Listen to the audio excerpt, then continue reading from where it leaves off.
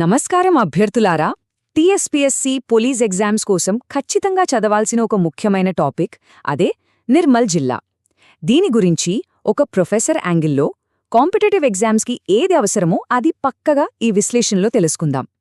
ఎలాంటి ఆలస్యం లేకుండా డైరెక్ట్గా పాయింట్కొచ్చేద్దాం. మొదటగా మీకో చిన్న ప్రశ్న. తెలంగాణ జలియన్ వాలాబాగ్ అని దేనిని పిలుస్తారు?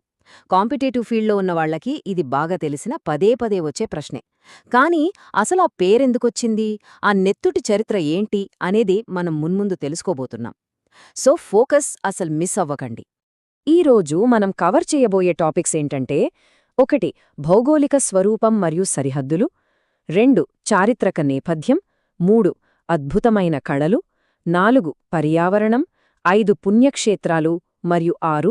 పరీక్షల ముఖ్యాంశాలు. ఇది మన బ్లూ ప్రింట్. ముందుగా మొదటి విభాగం భౌగోళిక స్వరూపం మరియు సరిహద్దులు చూద్దాం. ఈ సరిహద్దుల డేటాను ఒక్కసారి మైండ్లో ఫిక్స్ చేసుకోండి. ఉత్తరాన ఆదిలాబాద్ జిల్లా, దాంతోపాటే సహ్యాద్రి పర్వతాలున్నాయి. ఈశాన్యాన కొమరం భీం ఆసిఫాబాద్, తూర్పున మంచిర్యాల, పశ్చిమాన మహారాష్ట్రలోని నాందేడ్ జిల్లాలున్నాయి.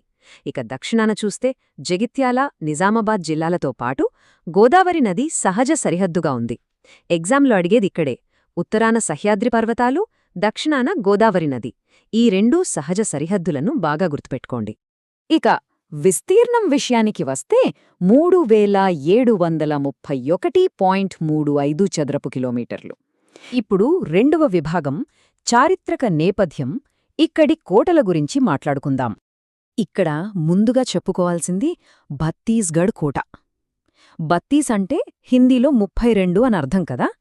ఖచ్చితంగా 32 గదులతో అప్పటి సైనిక వ్యూహాలకు తగ్గట్టుగా కట్టిన అద్భుతమైన రక్షణ కట్టడమిది. క్వశ్చన్ పేపర్లో ఈ కోట పేరు కనిపిస్తే వెంటనే 32 గదులు అని గుర్తుకు రావాలి.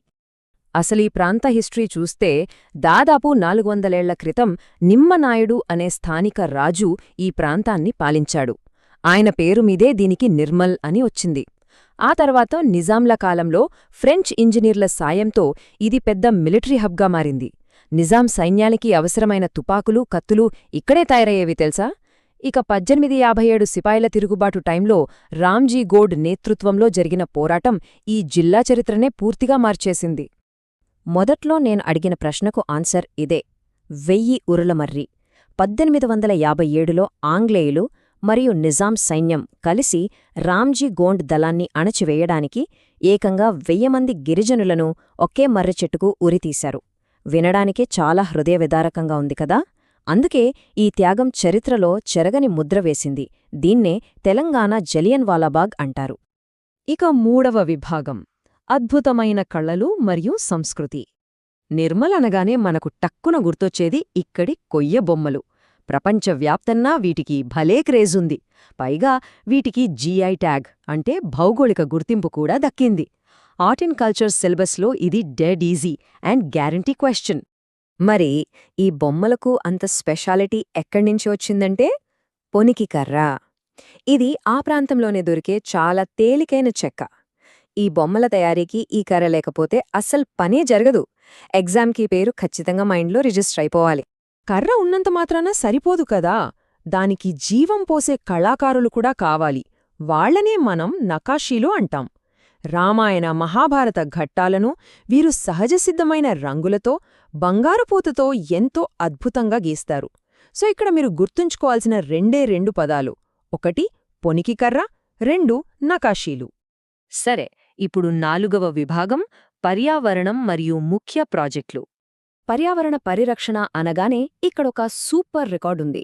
దక్షిణ భారతదేశంలోనే మొట్టమొదటి కోతుల పునరావాస కేంద్రాన్ని నిర్మల్లోని కడెం అడవుల్లో ఏర్పాటు చేశారు. సౌత్ ఇండియాస్ ఫస్ట్ కాబట్టి స్టాటిక్ జీకేలో దీని వేటేజెంతో మీకే అర్థమవుతుంది. అలాగే జాగ్రఫీ పాయింట్ ఆఫ్ వ్యూలో చూస్తే మహబూబ్ ఘాట్ చాలా ఇంపార్టెంట్. సహ్యాద్రి లేదా సాత్నాల కొండల్లోకెల్లా అత్యంత ఎత్తైన ప్రాంతం ఇదే. బైకర్స్కి, నేచర్ లవర్స్కి ఇదొక స్వర్గం లాంటిది. తెలంగాణ జాగ్రఫీలో ఈ ఘాట్ రోడ్డు పేరు పక్కాగా గుర్తుండాలి. ఇక 5వ విభాగం పుణ్యక్షేత్రాలు మరియు విద్యాసంస్థలు. మన ఇండియాలో ఉన్న అతి కొద్ది ప్రసిద్ధ సరస్వతీదేవి గుడిల్లో ఒకటి బాసర జ్ఞాన సరస్వతి ఆలయం ఇక్కడే ఉంది. అక్షరాభ్యాసాలకు ఇది పెట్టింది పేరు. అలాగే టెక్నికల్ ఎడ్యుకేషన్లో టాప్ రేంజ్లో ఉండే బాసరా IIIT కూడా ఇక్కడే ఉంది. ఇంకో ఇంట్రెస్టింగ్ పాయింట్ ఏంటంటే బౌద్ధమతాన్ని ప్రచారం చేసిన బావరి జన్మస్థలం బాదనకుర్తి కూడా ఇక్కడే ఉంది. ఇంకా పశ్చిమ చాళుక్యుల కాలం నాటి కదిలి పాపహరేశ్వర స్వామి ఆలయం, అడెల్లి పోచమ్మ గుడి ఇవన్నీ నిర్మల్ జిల్లాలోనివే. ఇక్కడున్న ప్రతి పాయింట్ ఒక పొటెన్షియల్ ఎగ్జామ్ క్వశ్చన్ అని మర్చిపోకండి. ఇక లాస్ట్ అండ్ ఫైనల్ 6వ విభాగం పరీక్షల ముఖ్యాంశాలు. ఓ రకంగా ఇది మన ర్యాపిడ్ ఫైర్ రౌండ్ అనుకోండి. రవాణా వ్యవస్థల నుంచి మీకొక క్వశ్చన్. భారతదేశంలోనే పొడవైన జాతీయ రహదారి ఒకటి నిర్మల్ జిల్లాను భౌగోళికంగా సరిగ్గా అడ్డంగా రెండుగా విభజిస్తూ వెళ్తుంది. అది ఏ హైవే అయ్యుంటుంది? ఎగ్జాక్ట్లీ, జాతీయ రహదారి 44 అంటే NH44. కాశ్మీర్ నుంచి కన్యాకుమారిని కలిపే ఈ అతిపెద్ద హైవే సరిగ్గా నిర్మల్ గుండా వెళ్లి నిజామాబాద్, హైదరాబాద్ వైపు సాగుతుంది. ఇంకో ముఖ్యమైన ప్రశ్న.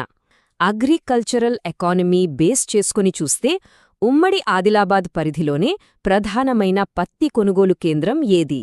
ఆలోచించండి. వ్యవసాయ ఆధారిత ప్రశ్నల్లో ఇది తరచుగా అడుగుతుంటారు. దీని ఆన్సర్ భైంసా పత్తి మార్కెట్. కేవలం నిర్మల్ జిల్లాకే కాదు, మొత్తం ఉమ్మడి ఆదిలాబాద్ ప్రాంతానికే ఇది అతిపెద్ద కమర్షియల్ మరియు పత్తి కొనుగోలు కేంద్రం. సో ఇవన్నీ చూశాక మీకేమనిపిస్తోంది? 400 ఏళ్ల నాటి కోటలు, నిజాం కాలం నాటి ఆయుధ కర్మాగారాలు, 1000 ఊర్లమరిలాంటి వీరోచిత చరిత్ర, భౌగోళికంగా సహ్యాద్రి పర్వతాలు, గోదావరి నది, అద్భుతమైన నకాషీ కళ, బాసర IIIT ఇవన్నీ గమనిస్తే నార్త్ తెలంగాణలో చారిత్రకంగా, భౌగోళికంగా ఇంత డెన్సిటీ ఉన్న జిల్లా బహుశా నిర్మల్ మాత్రమేనేమో అనిపిస్తోంది కదా. అందుకే కాంపిటేటివ్ ఎగ్జామ్స్ ప్రిపరేషన్లో దీనికి అంత వెయిటేజ్ ఉంటుంది.